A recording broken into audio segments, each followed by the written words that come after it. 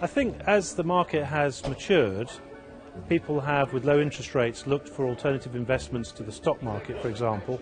And as the market's matured, people have looked at classic cars, paintings, all sorts of collectibles. But those collectors who know the market, who understand the classic car market, have bought benchmark cars, Ferraris, Porsches, Maseratis, and by and large that top-end market of cars from the 1950s and 1960s is fairly saturated now. So where's it going? What's emerging? Well, I think what's emerging is later classics, classics for people who are perhaps now in their 40s and 50s and have some disposable income. And that age group of people, they remember cars from not just the 60s but really the 70s and 80s, and it's that era that is emerging the fastest.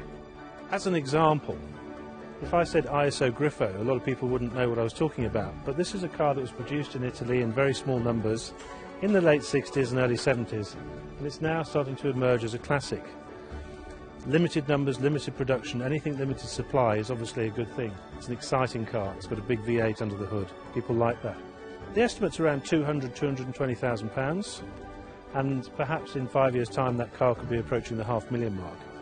Over here we've got a 1990s, so even later still, or late 80s, early 90s, Lamborghini Diablo. These cars are now gently starting to be recognised and ascend in value. 100,000 a few years ago we'd have bought that car.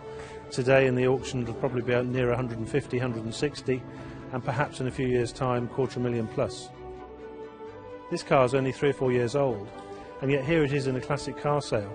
It's offered at a guide price of £350,000 to £400,000, which is almost double what it sold for just 4 years ago. It's an example again of the later car being more desirable than perhaps and emerging faster than the more traditional cars from the 1950s and 1960s.